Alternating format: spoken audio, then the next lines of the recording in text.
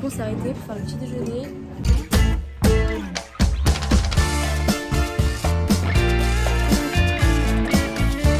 Et on part à la plage.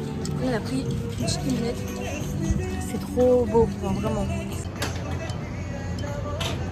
Petit déj. Sauf moi. Sauf moi. Il y a un petit iguane. Bon, là on va à la plage. On a 45 minutes de route. C'est horrible. Ouais. Super chaud. Il fait super chaud et en fait il n'y a pas d'ombre, du coup on est en plein soleil. Et genre il fait au moins 40 degrés avec un UV 11 là, c'est horrible. On va plutôt être rouge que bronzé en fait. On va à Punta Coco, c'est la plus belle plage de l'île. C'est une plage paradisiaque, donc ça vaut le coup d'y aller. Hamac au bord de l'eau, genre l'eau cristalline et tout.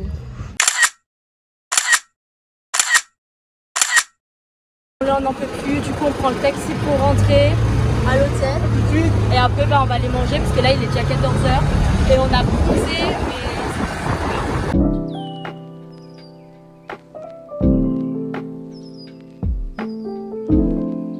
mais... séance bronzage rouge cramé, ah ouais. C'est pas normal.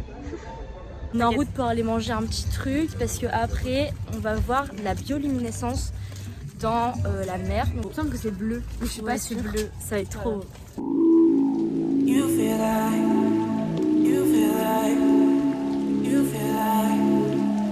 feel like rain in the morning. Bon, on continue le bain de minuit. On a la piscine rien que pour nous. Logique, elle est fermée depuis 2 heures. Tout va bien, c'est pas grave. Hier, on a vécu un des moments les plus magiques de nos vies, genre, avec la bioluminescence dans la mer. On pensait pas que ça allait être autant lumineux. En gros, on était à peine arrivés que quand on marchait sur le sable, ça laissait des empreintes de néon bleu. Ça faisait comme une constellation. Et en plus, on a eu de la chance parce qu'on les voyait super fort. Et notre guide, il nous disait que c'était la première fois qu'il voyait ça de sa vie.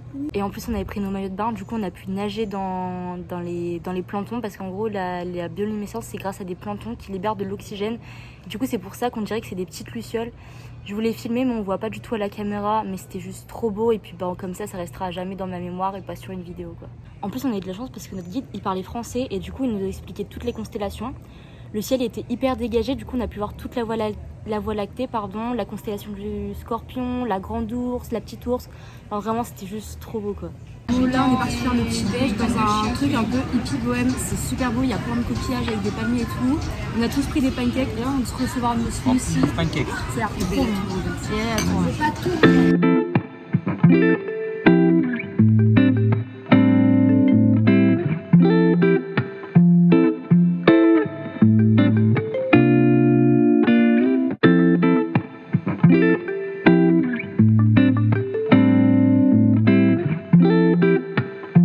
On va embarquer dans le ferry pour aller à Chiquila et après on se rend à Valladolid.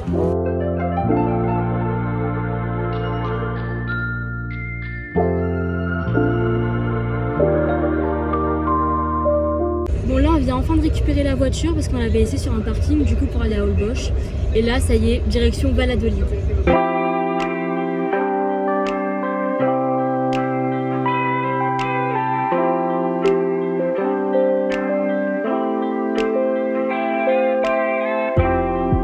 On vient d'avoir notre chambre à Valladolid, c'est trop beau, regardez.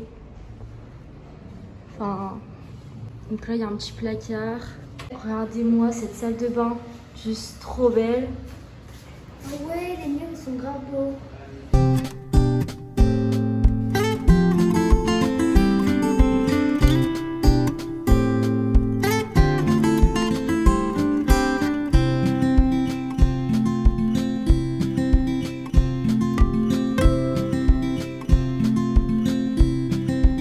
Arrêté pour manger un petit truc parce qu'il est 16h et on n'a pas eu le temps de manger ce midi parce qu'on avait beaucoup de route pour aller à Valladolid. Et là on s'est retrouvé dans un petit marché, en fait il n'y a que des trucs pour manger. Et là du coup on attend avec impatience le dernier nourriture.